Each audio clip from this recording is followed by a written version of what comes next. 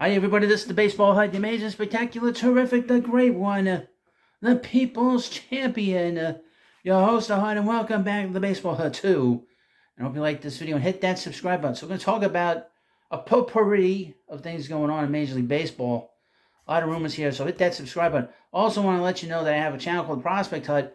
I need 65 subscribers now to get that channel monetized, so hit the subscribe button. I'll put the link in the description of this video, and you can check it out.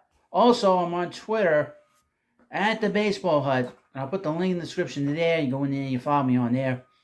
Trying to get to 100 followers. I'd like to get to 500 followers if I could. But here we go from Fansided. As you know, the Red Sox have been actively getting salary out of Boston. So here's from Fansided. MLB rumors: Red Sox could look to trade Kenley Janson's salary. Not just Kenley Janson, but his salary. The Boston Red Sox have been active of late, signing Lucas Giolito to improve the rotation, only to then trade away Chris Sale and a large portion of his salary in exchange for Vaughn Grissom. Well, the Red Sox got more durability with Giolito replacing Sale and got their second baseman. It can be argued that they downgraded at the position they need to upgrade the most, their rotation. But here's the thing about Giolito: he'll pitch. He'll pitch every 5 days. Sale won't. There was a very peculiar trade from the Braves' standpoint. Fortunately for Boston, there are still some high-level free agents who they could easily sign and improve the pitching after all. I mean, they are the Red Sox, right? You'd think the Red Sox could sign anyone they wanted to, but the Red Sox appear to only be interested in signing a talented free agent they clear money first, according to Chris Cotello of MassLive.com. They had paid a large portion of Sale's contract, but still saved a little over $10 million by trading him for Grissom. They already dumped the Alex Verdugo contract, although they replaced him with Tyler O'Neill. Now it looks like they're going to use their closer as trade bait just to cut more money, so they sign a starting pitcher. And they're going to dump anyone. Getting rid of Jansen, who was 36 and making $16 million is in 2024 makes sense. But again, the Red Sox should not have to be doing this. They likely wouldn't get much at all in return for a slightly overpaid Jansen, and would just be making their team worse in other areas so they can upgrade the rotation. The Red Sox would still have quality relievers to pitch the late innings like Chris Martin, although he's been talked about as a piece to get traded, John Schreiber, and Josh Winkowski. But Jansen was among the best closers in the American League for much of last season. This would be a big blow. I would point out that the Phillies would be interested in him. The Dodgers would be interested in him. Arizona would be interested in him. I would not expect the New York Mets to be interested in him because he'd want to close. He will not close games here with the Mets. And he's a guy that probably looks at himself as a future Hall of Famer. So he's going to want to get moved, if he has a choice, to a team that doesn't have a closer. All right, in this part of the video, we're going to talk, again, Fansided, MLB rumors: potential Cubs Cody Bellinger replacement could be in-house. With Shohei Ohtani off the board, the best position player available is very clearly Cody Bellinger, who's going to get a ton of money. When at his best, Bellinger deserves what he's going to get, and then some. He's a player who has won an MVP before and played like one this past season, finishing 10th in the National League MVP balloting. The reason why we haven't heard many rumors surrounding Bellinger is because his floor is just so abysmal. In 2021 and 22, Bellinger was among the worst everyday players in the game, leading to the Dodgers simply non-tendering him ahead of the 23 season. Bellinger reestablished his value, but teams are not forgetting the lows he displayed in back-to-back seasons. The Cubs would love to have him back, as he was a big reason they were so close to getting back to the postseason for the first time in a full season since 2018. But there's only so much they can realistically spend on a player who had a combined OPS plus of 66 before his great 2023 campaign. And then the reason why the Cubs are reluctant to spend so much is because they already have a potential Bellinger replacement in their organization. Pete Crow Armstrong is one of the top prospects in all of baseball, ranked 12 overall by the MLB pipeline, and he could be ready to step in. He got his first taste of the bigs in September and could play every day in center field in 2024. If he isn't ready, the Cubs have Mike Tauchman, who performed very well for a player they didn't expect much out of last season. An external free agent on a short-term deal can also make sense until Crow Armstrong is ready. A Bellinger reunion is likely high on Jed Hoyer's list, but it's still only something that's going to happen if it's within their price range. If not, Cubs have every reason to believe they're fine in center field with the options they have in their organization. Finally, in this video, we're going to talk about the Minnesota Twins. Yes, I know, the Minnesota Twins.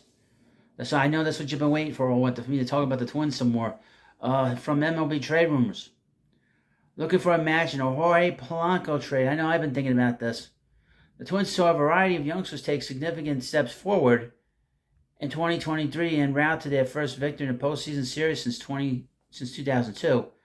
And perhaps none of those were more impactful than the breakouts of Royce Lewis and Edouard Julien.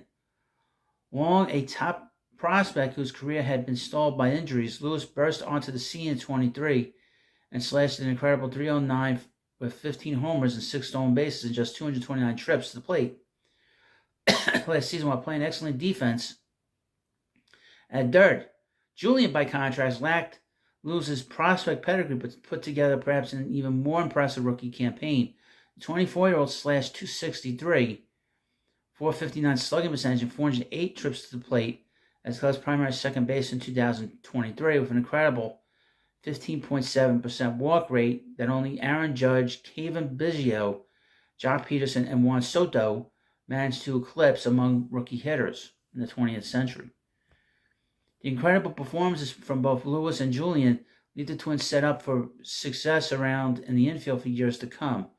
Particularly if Carlos Correa manages to regain his all-star form and top prospect, Brooks Lee is able to find similar success when he reaches the big leagues, which could happen as soon as 2024. The excess of infield talent has left longtime second baseman Jorge Polanco to face a great deal of uncertainty this offseason. The Twins haven't been shy about their plans to cut payroll this offseason, and with each of Sonny Gray, Kenta Mahida, and Tyler Mahle having signed elsewhere this offseason as departing for free agency last month, the club has faced uncertainty in the rotation. As such, dealing away the club's longest tenured player could allow Minnesota to leverage an area of considerable depth to fill out its pitching staff while also saving $10.5 million in salary next season that could potentially be used to acquire even more pitching. That logic convinced MLB trade rumor readers that Polanco should be dealt according to a poll back in October. Given the clear incentives for the Twins to at least consider a Polanco trade, it's hardly a surprise the 30-year-old has garnered trade interest as recently as earlier this month, back in December, from rival clubs. Even as the longtime infielder appears to be on the verge of getting squeezed out of the Twins' infield mix, Blanco is still a quality everyday player. While he was limited to just 80 games this past season due to injuries, the switch hitter nonetheless slashed a solid .255 while splitting time between second, third, and DH in 23. The line is consistent with the numbers Blanco has posted throughout his time as an everyday player in the majors. Since he broke out as an above-average regular in 2019, the infield slashed .267. That's good for ninth among qualified second basemen during that time span, just ahead of household names such as Gleyber Torres and Ozzie Albies. While Polanco doesn't generate much value of his glove, typically earning below average marks by outs above average and roughly average marks by defensive runs saved, he makes up for it with his consistent above-average offense and would be a clear upgrade by virtually any team in need of infield help ahead of the 2024 season. Further adding to Polanco's value is his relatively affordable contract situation. As previously mentioned, Polanco's value is due just $10.5 million in 2024, an amount the majority of buying clubs should be able to stomach without much issue. What's more, Polanco is not a pure rental thanks to a $12 million club option for 24. It carries a fairly modest buyout to $750,000. Taken together, Polanco's switch-hitting bat, offensive consistency, and affordable team control are surely an enticing package to plenty of clubs, even in spite of Polanco's recent injury history and lackluster defense. With that said, which teams are the best fits for his services? Angels, Astros, Braves, Cardinals, Diamondbacks, Dodgers, Guardians, Orioles, Padres, Phillies, Rangers, Rays, Reds, Red Sox, and Yankees all appear more or less set around the infield, while the A's, Nationals, Rockies, Tigers, and White Sox all appear unlikely to spend significant money and prospect capital on a short-term infield solution. That still leaves 9 teams as viable fits for Blanco's services, however. So, let me just continue on here. Some fits here that they say. The Blue Jays could be a fit. The Cubs could be a fit. The Mariners could be a fit. Interesting. The next group down, they say the Brewers, the Giants, the Marlins. Long shots would be the Mets, the Pirates. Mets have a lot of infielders. The Pirates, and the Royals. So, you let me know what you think about this video, of course. Please subscribe to the Baseball Hut 2. Also, check out the Prospect Hut. The link in the description of this video is there. Go in there. Help me get to 1,000 subs. From 65 away as I record this video. Thank you, and have a good day.